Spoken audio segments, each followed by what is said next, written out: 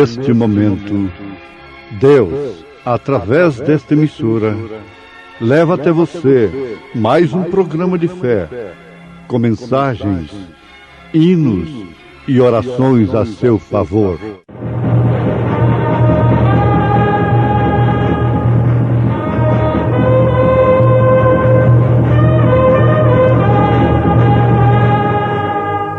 Fé para vencer. Somente crer, somente crer, tudo é possível, somente crer.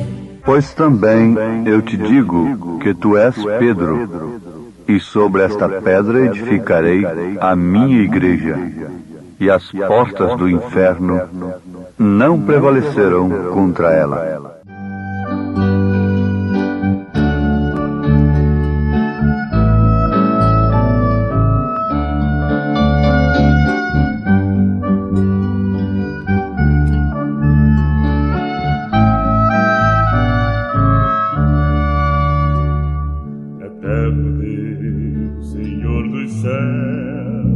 És minha luz e salvação, eterno Deus, gracioso Pai, sempre o teu nome eu louvarei. A ti entrego meu coração e todo o meu ser. Dá-me paz, real poder e consolação.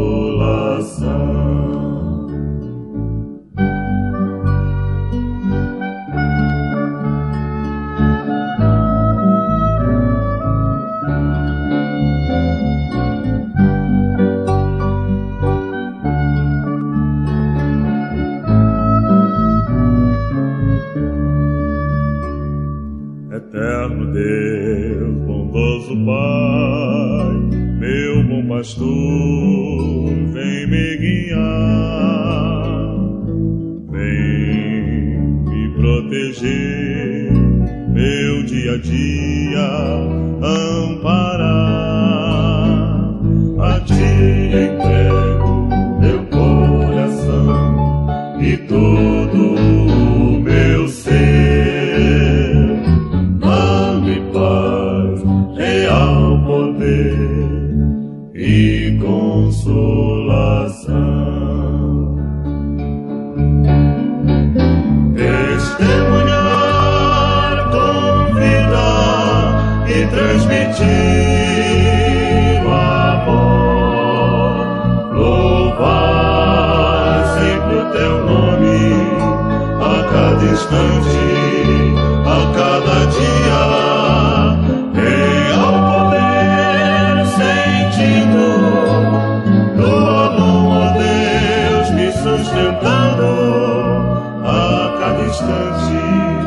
A cada dia do meu viver, testemunhar, convidar e transmitir o amor a cada instante, a cada dia do meu viver.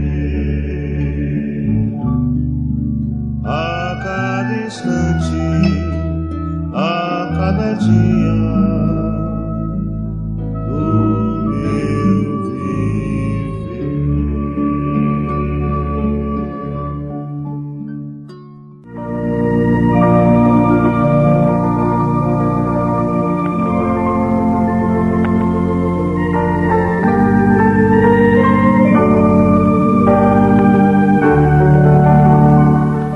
E Simão Pedro respondendo disse: Tu és o Cristo, Filho de Deus vivo. E Jesus respondendo disse-lhe: Bem-aventurado és tu, Simão Bar-Jonas, porque tu não revelou a carne e o sangue, mas meu Pai que está nos céus. Pois também eu te digo que tu és Pedro, e sobre esta pedra edificarei a minha igreja, e as portas do inferno não prevalecerão contra ela. E eu te darei a chave do reino dos céus, e tudo que ligares na terra será ligado no céu, e tudo que desligares na terra será desligado nos céus. São Mateus capítulo 16, versículo 16 ao versículo 19. Temos lido na Bíblia Sagrada a Palavra de Deus. Ainda em São João capítulo 20, nós encontramos no versículo 23, Jesus dizendo: aqueles a quem perdoardes os pecados, lhes são perdoados, e aqueles a quem os retiverdes, lhes são retidos. São João 20, versículo 23. Isso está mostrando que a igreja de Jesus aqui na terra é o seu corpo. Porque aquele que está ligado no corpo de Cristo está ligado nos céus. Mas aquele que está desligado do corpo de Cristo está desligado nos céus. Não é propriamente aquele que está ligado numa organização religiosa, com seu nome num livro de rol de membros de uma organização religiosa, mas aquele que está ligado no corpo de Cristo. É porque ele tem o seu nome no livro da vida do Cordeiro desde antes da fundação do mundo. E a essas alturas, esta é a única coisa que interessa ao Filho de Deus. É saber se o seu nome está escrito no livro, não de tal igreja ou de tal outra igreja, mas no livro da vida do Cordeiro desde antes da fundação do mundo. Por isso, ouvintes, nós não devemos querer estar numa meio-igreja que tem parte da palavra de Deus apenas. Nós devemos anelar com tudo que temos estar numa igreja verdadeira, ou então em nenhuma igreja. Nós desejamos ser cristãos verdadeiros, ou então não ser nenhum cristão. Jesus disse que seria melhor assim: ou ser tudo, ou ser nada. Sim, sim, não, não. Jesus disse que nós deveríamos servir somente a um Senhor. Isso faria da igreja uma verdadeira igreja. Se não fosse as doutrinas dos homens, que começam a facilitar a Bíblia, a vida cristã, para as pessoas, cauterizando as suas consciências. O que significa que, quando chegarem diante do juízo eterno, elas sofrerão uma decepção tremenda, ao constatarem tarde demais que elas nunca estiveram ligadas no reino dos céus, mas sim a uma organização religiosa que não serviu para nada mais nem nada menos do que uma cauterização de suas consciências. Então vamos desejar, de coração e de alma, sermos verdadeiros cristãos. E para tanto, é necessário que soframos uma libertação total dos nossos hábitos, dos nossos pecados, de nossos pensamentos malignos, de nossos feitos malignos. Sejamos libertados da nossa negligência em relação às coisas de Deus, em relação à oração e à vida vivida. Seja o que for que temos feito, devemos sofrer uma libertação total. Isto só pode operar através do batismo do Espírito Santo. O batismo do Espírito Santo é Deus circuncidando o coração do homem e da mulher que tem aceitado a sua palavra. É o selo do Espírito Santo selando a fé do homem, do crente, na palavra de Deus.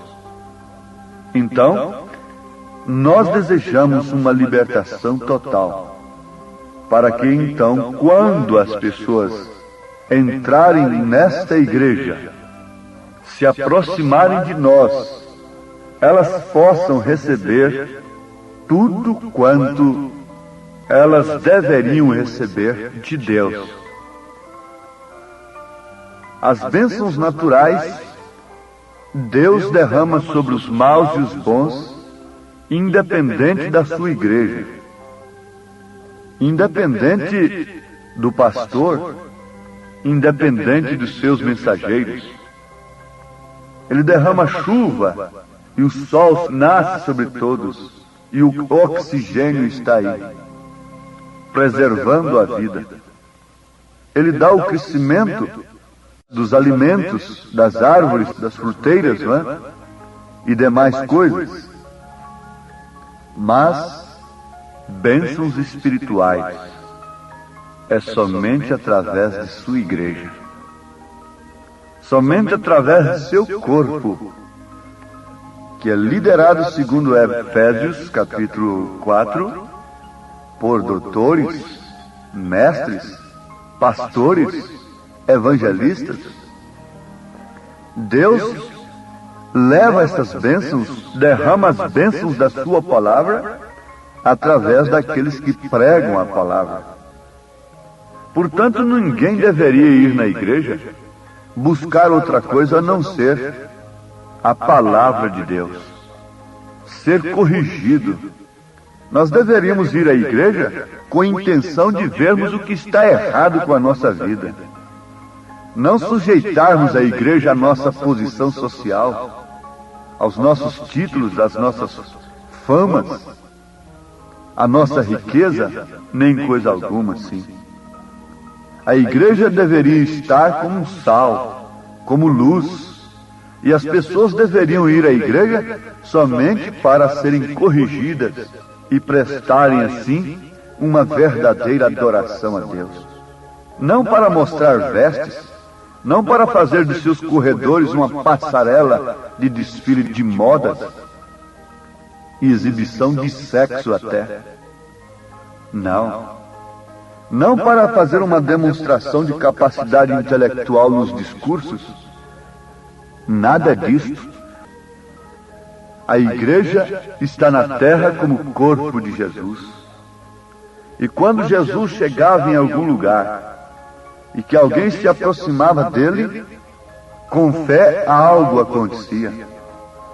A hemorragia se estancava, a morte era repreendida, os cegos enxergavam, os mudos falavam, os demônios eram expulsos.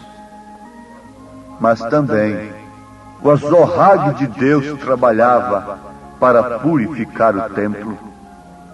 Jesus não permitiu que a igreja fosse um palco de comércio. Jesus não aceitou o comércio dentro da igreja. Não. Ele tomou o azorrague e virou aquelas mesas daqueles cambiadores, embora estando vendendo coisas da religião, pombas, naturalmente cordeiros, bois para o sacrifício. Ainda que eles estivessem vendendo Bíblias dentro da igreja, Jesus teria virado as suas mesas carregadas de Bíblias e dito: vai vender isso lá fora. A minha casa será chamada casa de oração. Essa é a própria Bíblia. Essa é a própria palavra de Deus. Porque a Bíblia não contém a palavra de Deus. Ela é a palavra de Deus, sendo, portanto, o próprio Deus. Porque o homem não é mais do que a sua palavra. E pela palavra do homem você conhece o seu caráter. Jesus Cristo é a palavra. Então, veja só, se a igreja tomasse seu lugar devido, diz o profeta, e que as pessoas soubessem que a igreja estava ali, justamente como um espelho, como um sal, como luz, então a coisa seria totalmente diferente. Para pertencer à Igreja de Jesus, não depende de um título. Para pertencer à Igreja de Jesus, não depende de capacidade intelectual e nem tampouco de ignorância. Para pertencer à Igreja de Jesus não depende de dinheiro. Depende de ter nascido nela. Depende de nascer de novo. Depende de ser escolhido desde antes da fundação do mundo e ter o seu nome no livro da vida do Cordeiro, desde antes da fundação do mundo. Para aqueles que conhecem a Bíblia Sagrada, ora, esta mensagem é simplesmente a exposição da palavra. Ela não poderia nunca ser falsa, a não ser para aqueles que, tendo torcido as Escrituras, tenha amontoado, atraído sobre si um juízo tremendo do engano. E Deus tem enviado o espírito do erro para que eles creiam no engano.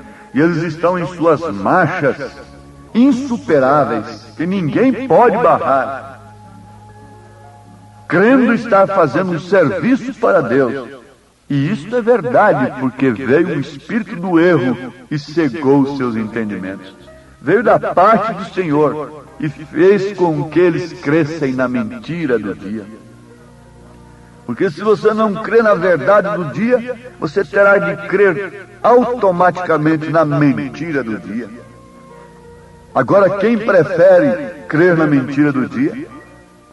A mentira do dia estava representada por Barabás, o homicida, mas aquilo representava aqueles que o escolheram. O caráter deles, diante de Deus, era tão baixo, era tão condenável quanto o caráter de Barabás. Mas vejam se eles quiseram escolher um caráter de Cristo, sendo ele a verdade encarnada. Foram homens pervertidos, foram homens corruptos, foram homens sem inteligência, sem estudo, sem preparação teológica, que escolheram a Barabás? Não, foram justamente eles.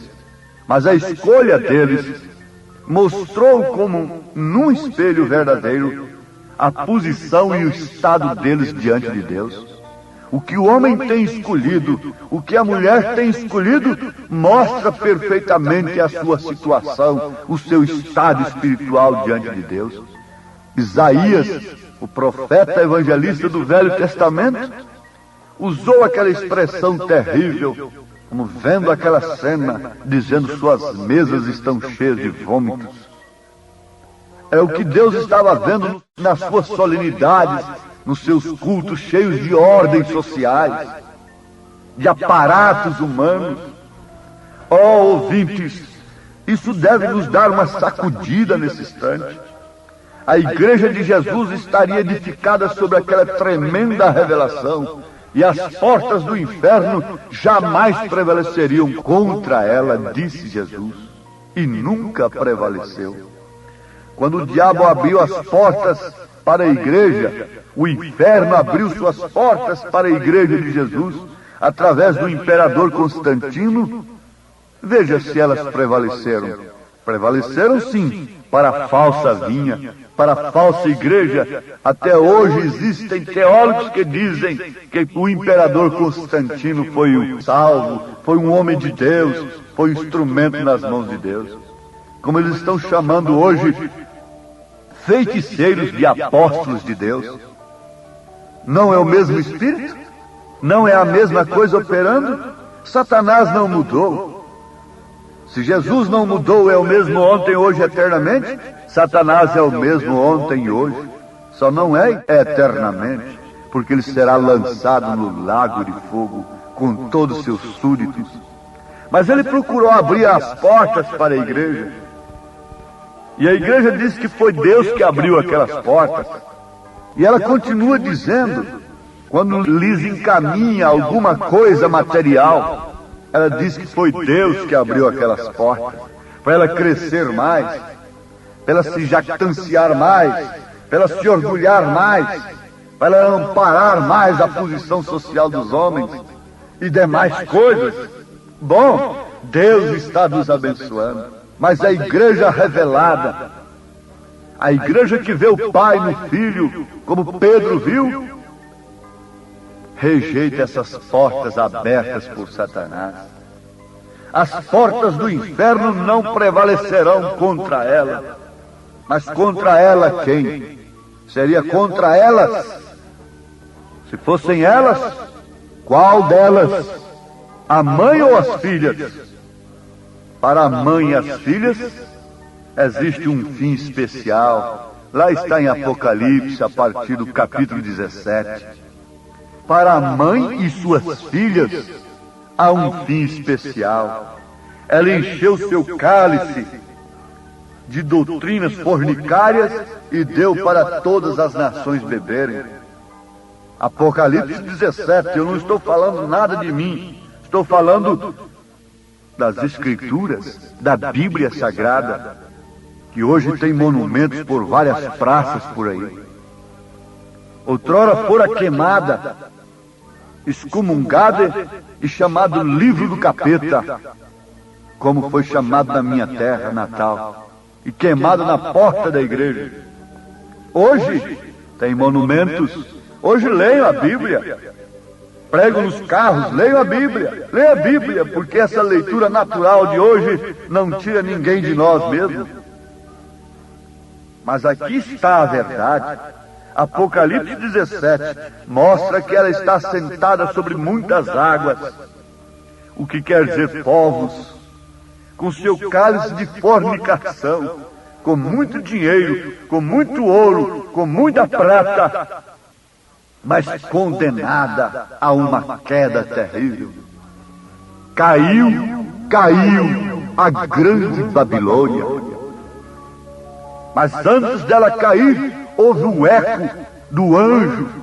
O anjo veio, o mensageiro veio e disse: sai dela, povo meu, para não seres participantes dos seus pecados e para que não incorras em suas pragas. É o povo de Deus, é o povo meu que tem que sair dela. Sair de suas doutrinas, especialmente de sua doutrina mãe, que diz que Deus é 3 pessoas. Você não pode ter o Pai sem ter o Filho, disse São João, que quem tem o Pai tem o Filho. E como você poderia ter 3 pessoas em você? Apenas uma nota para você ter a revelação de onde parte a coisa. Você vê aquela grande árvore frondosa ali, mas veja, nasceu de uma pequena semente.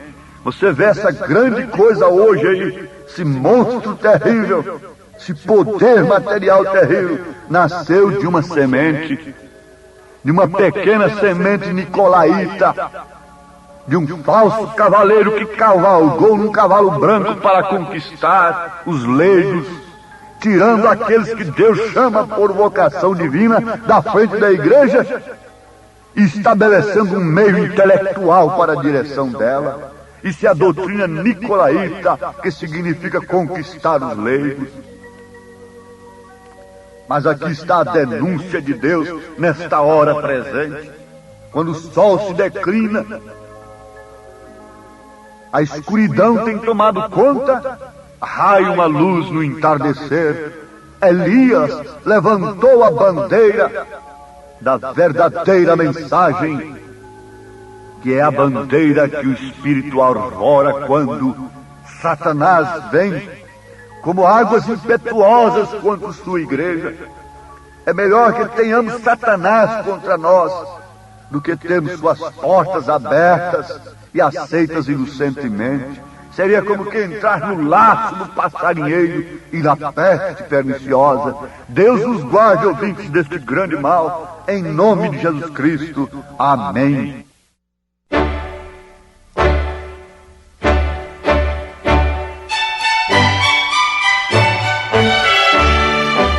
Ouvintes, escreva-nos pela caixa postal de número 15.020, 15020, CEP 74.501-970, Goiânia, Goiás. O nosso endereço na internet é www.radiocultura.com.br. a palavra original.org.br. Volte a nos ouvir amanhã novamente neste mesmo horário, nesta emissora, se o Senhor nos permitir, com fé no Filho de Deus, a fé que vence o mundo.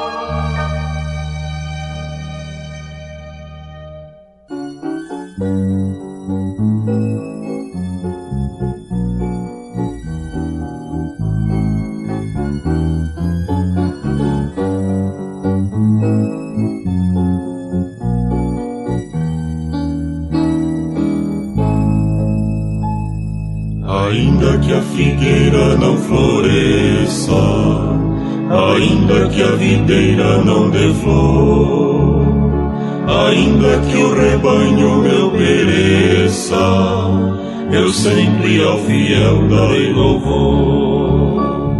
Se for preciso estar sozinha sempre, sem nunca ter alguém para cuidar, temendo amanhecer ainda à noite, teu nome nos meus lábios há de estar.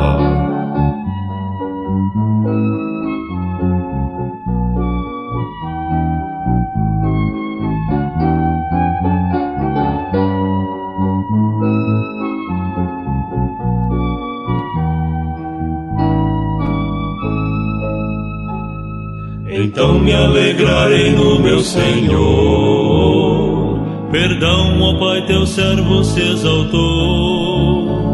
Tu sabes quantas vezes me faltou louvor, e abrindo a flor meu cântico parou. Mas teu amor é como o orvalhar, e teu favor sempre há de me cingir. De novo então ensina-me a cantar, mesmo se a figueira não florir, mesmo se a figueira não florir, mesmo se a figueira não